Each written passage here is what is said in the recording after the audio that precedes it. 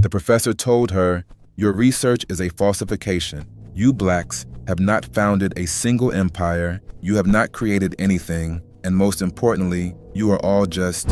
This happened about a week ago, and I swear to you, what I saw, what I heard, still hasn't left me. It was a Tuesday, late afternoon. The hallway outside room 314 was dead quiet, just the hum of flickering ceiling lights and the sound of my sneakers on the floor. I was early for a study session and figured I'd kill time upstairs in the poli-sci wing. Then I heard voices. I wasn't trying to eavesdrop, but the door to one of the smaller conference rooms was cracked open, just enough. At first, I only caught the tone, tense. One voice calm but shaking, the other loud, dismissive. That's when I recognized her voice. Ayanna. She's in my year. Everyone knows her. She's one of those people who actually reads the assignments, like all the way, passionate, confident. She's got that sharp kind of intelligence that makes professors nervous. Always raising her hand, always coming with facts and questions, real questions. Tall, slim, afro always tight, nose ring, hoop earrings. Carried herself like she didn't owe anyone an apology for existing. You could feel the strength when she walked past you. And in that room, she was fighting for her work. "I followed the outline, Professor," she was saying. "I submitted my proposal on time, and the topic is directly aligned with the conference theme. You approved this 6 months ago." Then came his voice. Professor Delaney, white, mid-50s, bow tie, elbow patches, classic, I miss the 80s kind of guy, teaches American politics like it's sacred scripture, calls himself traditional, believes in rigor, but only when it applies to people like Ayanna. "You know the type," he said. "Yes, Miss Johnson, I did approve the idea in theory, but now that I've read your actual draft, I find it troubling." Her voice was steady but tight. "Troubling how?" He sighed, loud, performative. "Your paper reads like a personal grievance against Western institutions. You use terms like systemic injustice, state violence, and white supremacy like they're established academic truths. That's not scholarship, that's rhetoric."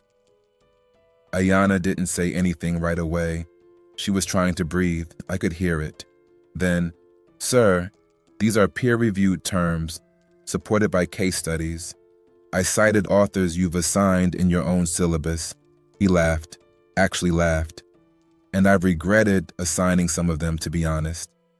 I thought you'd bring something new, something grounded. Instead, you're parroting victim narratives. And I'm not going to let you present that at a conference representing this institution."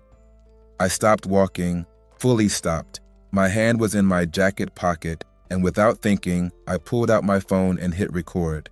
Ayanna said, "You're silencing my work because it makes you uncomfortable." Delaney's voice got colder. "No, I'm critiquing your work because it lacks objectivity. You want to make this about race, but it's really about quality." There was a beat of silence.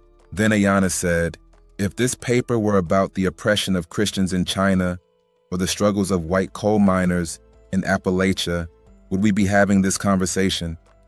I swear, even the silence after that hit like a punch. And then came the real mask-off moment. Delaney muttered, "You people always want to make yourselves the center of everything. You act like history belongs to you and nobody else." My stomach dropped. You people. That's when I stepped back. My hands were sweating. I wasn't even sure if the audio was clear, but I didn't move. I couldn't, because she was still in there, still standing. "I am part of history," Ayanna said. "And so is everything you're trying to erase." He said something else. I don't even remember what it was. Something about professionalism, about how she should learn when to listen instead of argue. But the worst part, he thought no one would ever hear him say it. He had no idea I was outside the door, no idea anyone had witnessed that. Ayanna walked out a few minutes later. Her face was still, like stone. But her eyes were fire. She saw me standing there and just nodded once. She didn't look embarrassed or weak. She looked ready. I caught up to her in the hallway. I recorded it, I said quietly. She didn't ask why, didn't ask how. She just said, "Send it to me," and I did. That night, she posted a 90-second clip on Instagram and Twitter. No caption, no hashtags, just audio, just truth. By morning, the campus wasn't quiet anymore. By 10 a.m. the next day, the post had already been shared over 1,000 times. By noon, it was everywhere. Campus group chats, student activist circles, even the alumni Facebook page. Someone even posted the audio with subtitles and background screenshots of Professor Delaney's staff page. I kept refreshing my feed, watching the numbers climb, watching the silence crack. And you know what? No one was surprised, because Ayanna wasn't the first. People started speaking up, mostly quietly, in comments and DMs.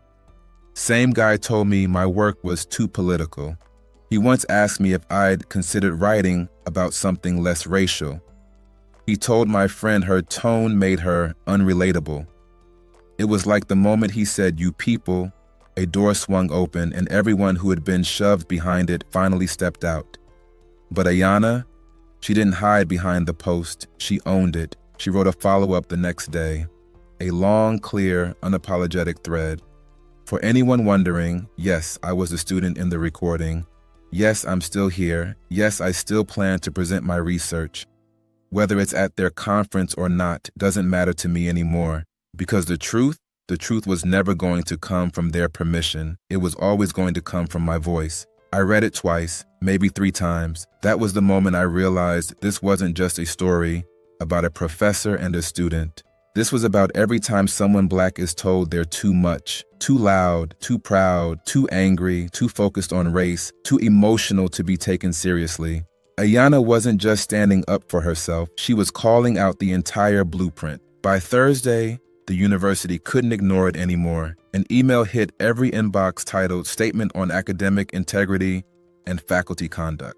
A lot of empty words, honestly. Investigating, values, mutual respect, deep concern. But what hit different was what came next. Professor Delaney, removed from teaching, placed on indefinite leave, pending review. His fall from grace wasn't loud, it was quiet, like the sound of doors closing behind him. Slowly, finally, that week, Ayanna didn't go to class. She went to the dean's office instead. And this time, she didn't go alone. She walked in with a folder full of statements from other students, alumni, even junior faculty, signed, detailed, dated. It wasn't just a response, it was a record. She didn't just want him gone. She wanted the system that let him operate like that for years to be seen. The school tried damage control, promised workshops, listening sessions, inclusivity reviews. Ayanna, she didn't wait around.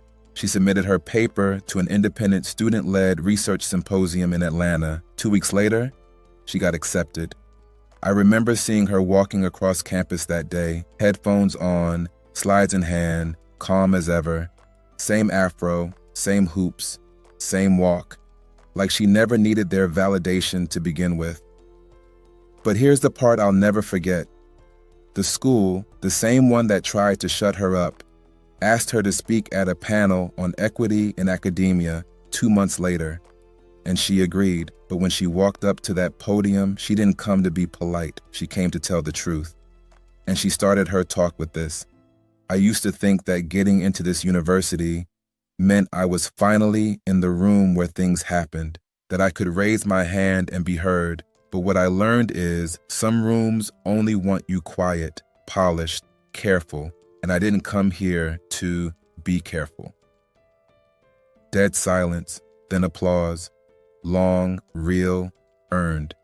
That day, she said everything most of us were too afraid to say.